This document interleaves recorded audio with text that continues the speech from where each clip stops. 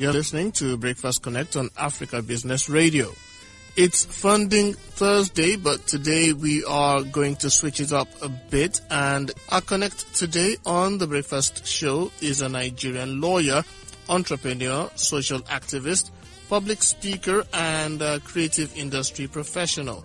He is the co-founder and president of Chocolate City Entertainment. Welcome to the program, Audu Maikori. Now let's begin with what seems to pop up the most about you, Chocolate City. I know you must have told the story a couple of times, but never on the Breakfast Connect. So, what's the origin story? How did it all start? It's a really basic story, and I'm sure there are many stories like that, but it's really around my musical foundation in the first place. Being a day student, I was usually the only one sort of at home most of the time. My siblings were either in school or somewhere else. And my father, at a point in time, got us a piano. My father was in the choir, so was my mom. So music was an integral part of my brain, right? You grew up listening to all sorts of music. My father was very eclectic in his taste as well. So one of the things I remember quite vividly is that wherever he traveled to, and he traveled quite literally around the world, he would buy cassettes. You know, that time it was the cassette era. But he had a double decker. He would buy, and it was a gadget freak as well. So he would just put a cassette, 19-minute cassette, and record the radio of the country that he was in. So by recording the radio, you could hear all the songs that were playing on the radio. You understand? So he would tag all the cassettes, like recorded in Madrid, 9/10 to 1985, that kind of thing. Radio stations, Capital FM, nothing like that. So each time he came back, he'd come back with boxes of cassettes, and all I'd be doing was just listening to all the music and stuff like that. By the time I got to University of Jos, music was already part of everything that we did. In 1996, my sister sent me a camcorder, you know, one of those camcorders where you could record, and they had a small screen and all that. And nobody had it in the whole school. Nobody had it. I was literally the only person who had that, and it was a very expensive piece of equipment as well. But that spurred my directorial debut, so to speak, because now I was recording all sorts of things. Like there are parties, I'll record. We're hanging out, I'll record. You know, that kind of thing, just recording clips and all that, and then just got involved in sort of that audiovisual world. Such that one day when in school, just middle of the semester, broke as hell, and we just started talking about doing something to generate money. But that actually wasn't even about money. It was just that we found out that school, you know, midterm, everybody's broke. Nothing was happening. There are no parties going on. And we're like, look, why don't you just do a rave? And the model is simple. We'll make people pay for a gate fee. We'll get a DJ, sell drinks, and have the cool people come through and just party. We're brainstorming, and then, you know, we got deep, and then we now started to figure out the name. And, you know, we couldn't agree on a name for literally an hour or so, until that name, Chocolate City, popped up in my head. And I'm like, look, guys, how about Chocolate City? And everyone was like, yes, you know, immediately with like a unanimous, that name, we love the name, let's do it. That's how Chocolate City started, and it became the most popular, the biggest bi-weekly event. And it spread across beyond University of Jos, went to University of Abuja, Zaria, and even Calabar was doing Chocolate City sometimes. So that's sort of how it started. Incidentally, the other day I overheard two guys talking about where you can find raw music talent in Nigeria, and they both kind of came to a consensus that Jos is one of such places. What do you think about Jos being a home of creative talent in Nigeria, and how fortuitous was it that you found yourself in that environment where ultimately Chocolate City began?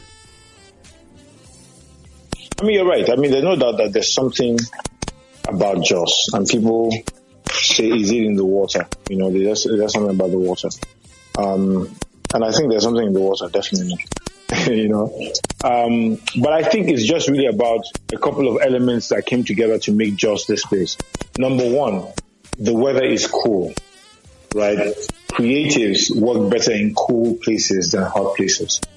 That's why Lagos is a phenomenon. I mean, considering how hot Lagos can be. But that's one part. The second part is also that, remember, they had these missionaries, and they had this culture, which was a laid-back culture. where the arts were actually promoted, not in a clear, it's not in the same way that there's a policy saying will promote creativity in Jos, but just that the climate and the elements that came together helped. Remember that there's a film school in Jos. Remember that was key. Remember that they used to do a lot of these productions in NTA, in Jos, Kaduna Axis, Okra Dawn.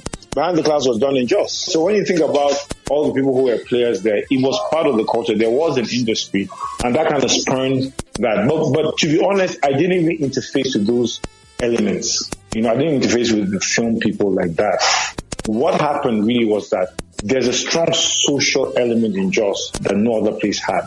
It's in Jos that the fashion sense is top notch. Like we see how people, the first time I drove into University of Jos and I saw how people were dressed, I was like, wow. People were wearing jackets because it's cold enough for you to wear a jacket, right? In Jos, you can't wear a jacket in the hot sun in Lagos, except in the evenings. The sweater, that whole culture. So I think that was part of it. The second thing is that when you think about the radio stations and the role of, very strong radio personalities that help to drive the culture, it was a huge part of the system. I mean, these guys were, the radio station OAPs there were really powerful people. And remember, that was pre-era of Nigerian musicians being celebrities per se. So these DJs were the guys who dictated, the culture. So I would say that those are part of the elements. But beyond that, I would say that there's also something about the ambience of Jos that no other place has. It's that you can walk for 20 minutes without horns blaring, Just that serenity that you can just go and chill somewhere and it's cold and you're sipping your small little, drink and all that. And then that is where creative people thrive the most. So when you think about P Square, when you think about Asha, when you think about R&D, Genevieve, when you think about MI, Ice Prince, Jesse Jaggs, when you think about Anna Percy Paul, Jeremiah Gans, when you think about all those names, tons and tons of them, Mode 9 and co, Taju Adekpetu, Sound City, Steve Gukas. Now, in terms of ending up in Jos, right? I actually got admission to University of Lagos. It wasn't Jos that was my first choice. My first choice was University of Lagos. But there's no doubt that Jos was a key catalyst to that happening. There's no doubt about that. Because it had the environment. I mean, if I went to University of Lagos, I'm sure it wouldn't have been the same thing. It would have been a different vibe. I may not have pivoted to that at all. How much did your law degree or formal education per se play a part in you being a successful talent manager? There's skills that you can learn, and there's some things that you need to have, some attributes you must have yourself. To be honest, some of the greatest managers did not have great formal education. I think it's first of all understanding just understanding the mind of creatives in the first place. It's psychology. You need to understand what they're all about. I'm a creative myself. I write, I paint. I used to do my small hip hop when I was in KC, and even my first 2 years of school, I used to compose songs and things like that. I am a creative. So I understand how creatives think, right? But I think that the legal part of it is just simply about setting parameters and saying, this is what we're going to do, right? But knowing too that the document is a guide. If you enforce the document too strictly, you might lose the relationship because of construction. Creative people, they are emotional people. They emote a lot. If you can't relate with them and understand where their minds is at, you won't get much out of them beyond a contract. So I think that that's one key part of it. The second part of it is also looking at, I think it's the temperament. It's the temperament. Within my team, even when we started off, it was clear that some things that I was the best person to do, clearly. And there's something that was clear that the other partners were better to do than I. So I think one critical part of it is also a division of labor and being clear about what your strengths are in every enterprise and whatever you get involved in. I think it's important that you know your strengths and you can maximize that. And where you have weaknesses, you see how you can improve that, or at least delegate that to someone who's better at doing those things than yourself. There have been comparisons between you and Simon Cowell due to your time on Nigerian Idols. And another comparison is you being Dr. Dre and MI being your Eminem. How do you respond to that? I've never heard of that before. I've never heard of that one before. This is new. I've heard of Simon Cowell, or Scowl, actually, as I call it, because of Nigerian Idol. I thought I was being nice, actually. I actually thought I was being nice. Or let's say I was being real. When I was in Nigerian Idol, I was being real. So I'm not sure about that.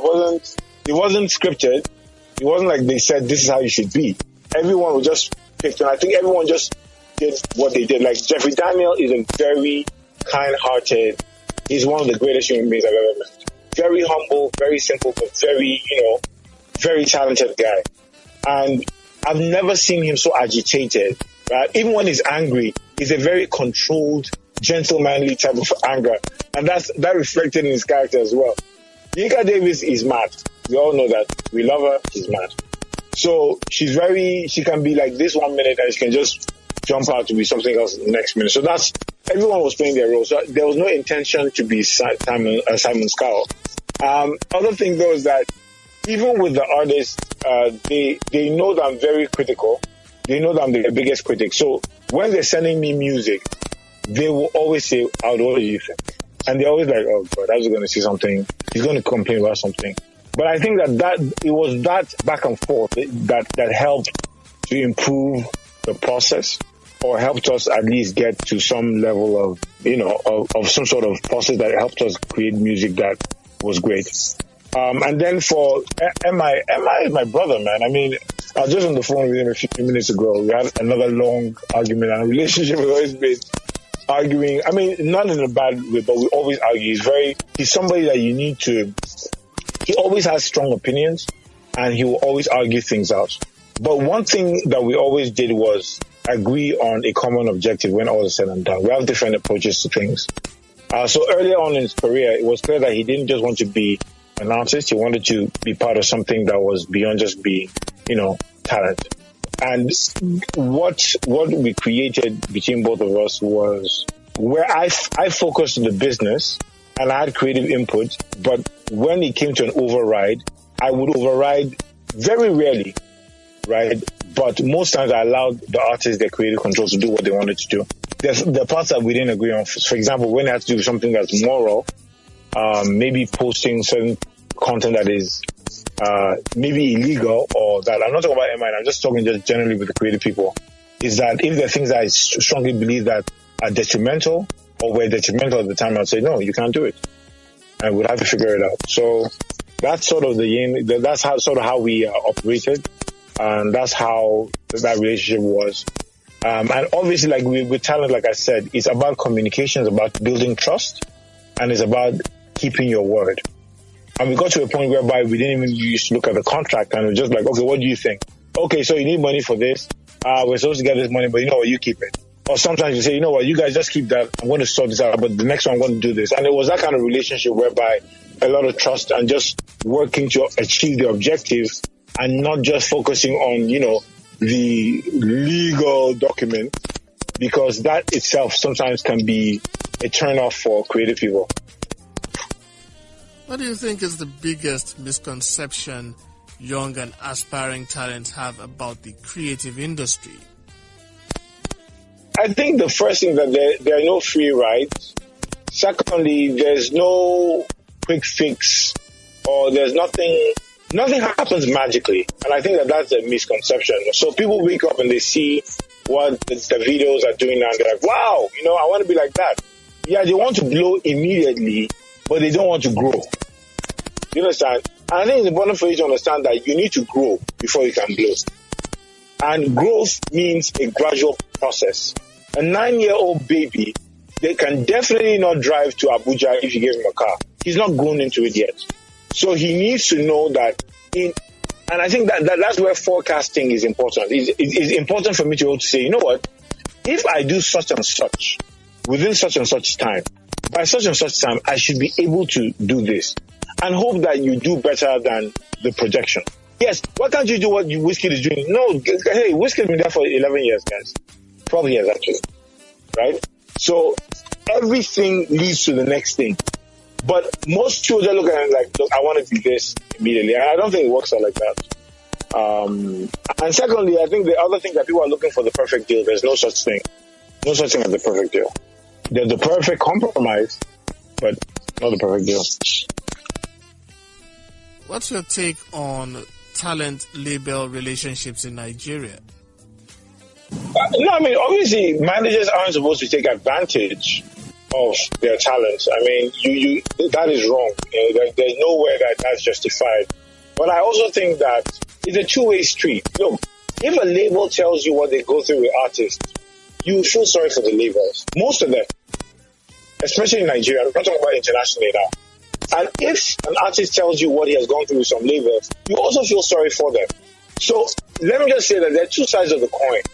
Our investment in the music industry over the past 15 years is nothing less than $4 or $5 million.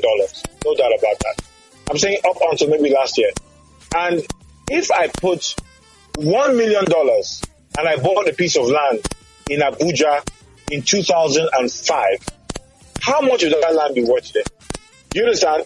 If I put $1 million today and I invested in a bank and I bought shares in GT Bank in 2005, how much would those shares be worth today?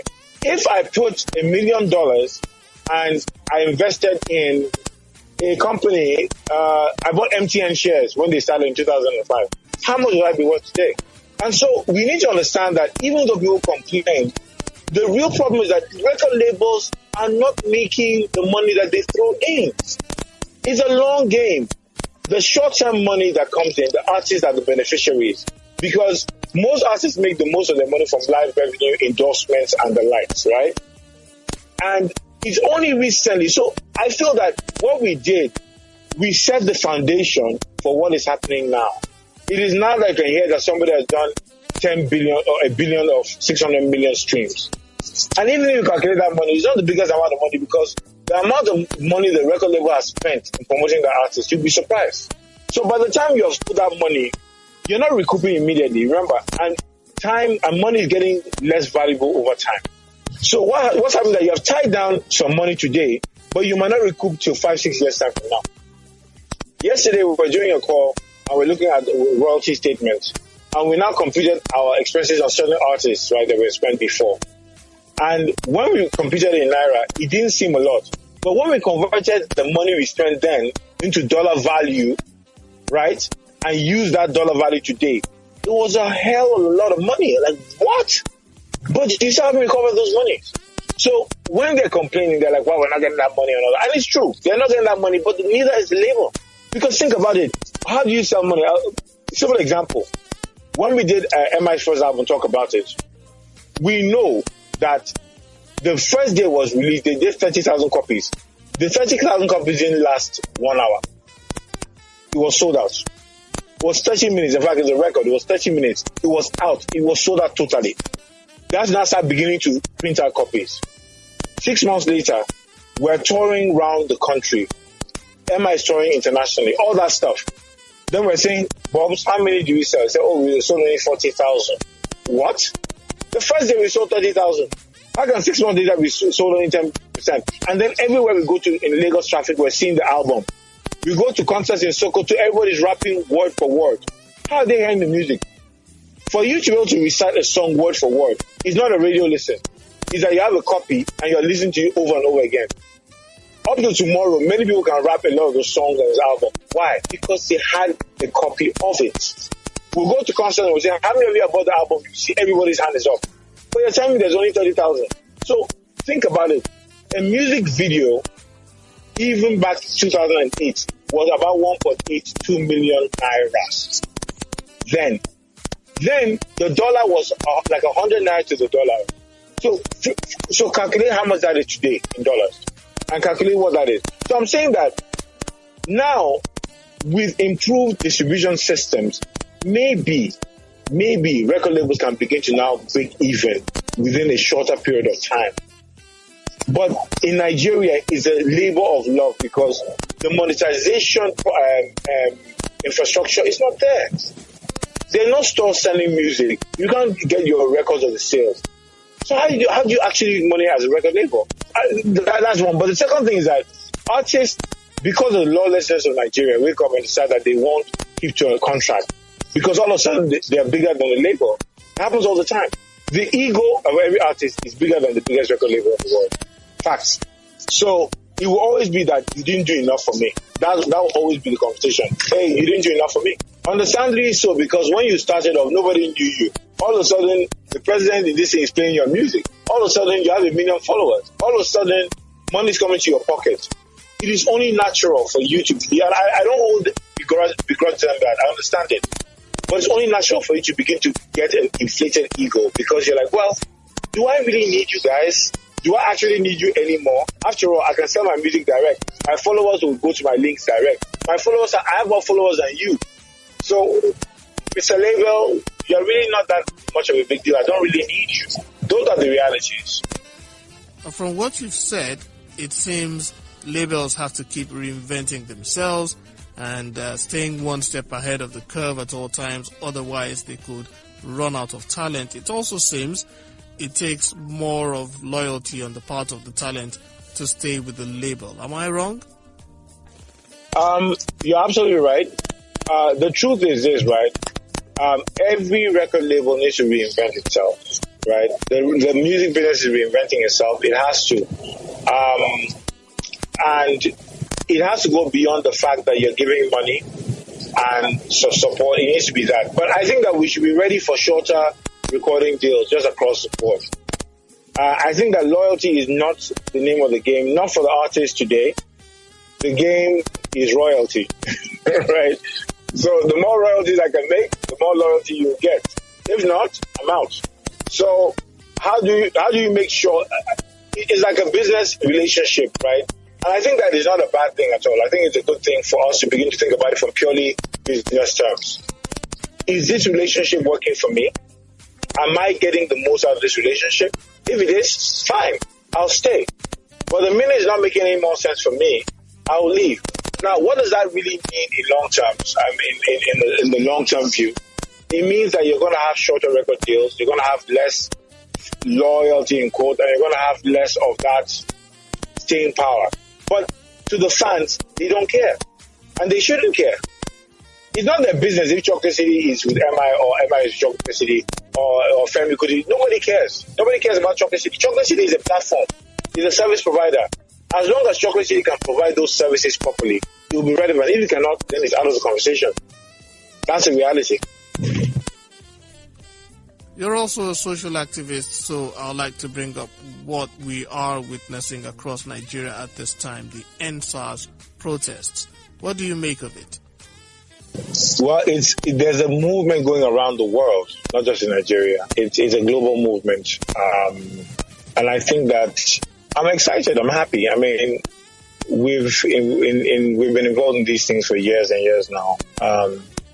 And we've enjoyed the benefits and also the other side of being in protest. So I think what's exciting for me is that there's a new breed of people who are taking this battle, and they are fearless, they are committed, and they are not going to take any compromise. And I just hope that we can keep up that spirit, right? Because we've seen these movements start, and then there's some guy that goes to compromise. Now, I think one thing that's quite interesting about this movement is that all the young people are saying we don't have a leader. We don't have a leader. And I think it's interesting because it's these leaders that have in the past compromised these movements. They get to a point whereby they now say, come now, let's do it here and all that. And I think that the leaders now are actually the people. And that's what democracy should be. Democracy is about the people being the leaders, not the leaders determining what the people do. And that's what we've been having in Nigeria for a long time. So it's a time not to draw back. It's a time to do more. We shouldn't stop. We shouldn't relent. We shouldn't relent. I love it because women are coming out, men are coming out, kids are coming out, people are coming out. I mean, I had a call with one of my nieces the other day, and she was just asking about EndSARS. She lives in the States, but she knows about EndSARS. She's probably 11 or 12. And she's saying, so what does this protesting mean? And I had to find a nice way to just explain, not to over-radicalize the girl, but to tell her that, look, when you believe in something, you have to stand for it and make a statement. That's what Nigerians, the young Nigerians are saying. We cannot allow you to continue to brutalize us. You cannot, we can't do this in an era where there's poverty, no electricity, COVID, sickness, insecurity, like so many things. And then the police who are supposed to protect us are the ones who are killing us. No, it's not acceptable. So I'm so excited, and kudos to all the people that have been out there. We're mobilizing. We're trying to also get, apart from resources, we're also putting together a legal team, right, that can help people who can't afford legal services as well. And I think that everybody's part is important. There's nobody's part that's too small. We all need to be on this together. Now, I'm a movie buff, and when it comes to protests and movements, one line from a movie comes to mind. It was Tommy Lee Jones's character in Under Siege. After they had hijacked a nuclear ship and he was talking to the Joint Chiefs via phone, Tommy Lee Jones said, and I'm paraphrasing here, "A movement goes a distance and stops, but a revolution keeps going round and round." Then he ended by saying, "Welcome to the revolution," nice. and then he hung up the phone. And that scared the folks on the other line. Is this movement a revolution, or do the protesters have some more ground to cover to get to it being a revolution? So, I was having a conversation with somebody about the Southern Kaduna crisis, the Fulani herdsmen and all those things that have been happening, which has happened in Zamfara, around the country, really. These Boko Haram people, these herdsmen, these militarized herdsmen and all that. And so we're talking about it, and I remember that one of them said to me, "Well, this issue, what are you guys going to do? I mean, you've been fighting, don't seem like things are moving, maybe it's time to re-strategize and blah, blah, blah." And I said, you know what? You actually have no choice. You can't stop. Because if you stop, then what? If you stop protesting, then what happens? You have peace, in quote. You're still going to be killed. You're still going to be hungry. You still have no electricity. You still have leaders that don't care about you. You will still be in poverty. So, really, a man who is down has nothing to lose. Nigerians are down. We have nothing to lose. If I had a call with my team earlier, and we're just talking like, well, some people have not been able to come to work. There's some work that's pending because of the protests and all that. People have been involved. I said, to be honest with you, let them protest. Let them. Because at the end of the day, if that protest brings better security, brings more sane leadership, then even my business benefits from that. Because my business is having issues because every other business is suffering from the same problems. Increased fuel prices, devaluation of the naira. These are all common problems that we're having because of poor leadership. So let's also understand that we have nothing to lose at this point in time. We can only keep fighting. We're down. Do you understand? So there's nothing to lose. But what we will lose is the momentum. It's when we say, you know what is enough. It's not enough. How many times have NLC strikes happened? That teachers are asking for something more. Or laborers, they say, because of the strikes. Then what happened? Nothing. So what we're doing is delaying the evil day by thinking that we're being politically correct. But right now, there's no correct politics. In fact, there's no real politics in Nigeria right now. So it's about the revolution, like you rightly said. It is a movement that now spiraled into a revolution, and it must be sustained. We must enforce our leadership rights over our leaders. Not the only way, not the other way around. Wow. This has been an interesting conversation. I wish we could go on and on. I'll just say we are pressing the pause button to continue at a later date, if that's okay by you. Thanks for being our connect on this edition of the show. Yeah, but thank you so much. I have fun. Thank you so much. Yeah, and God bless. We've been talking to Audu Maikori, lawyer, talent manager, social activist, and all-round great personality. Stay with us.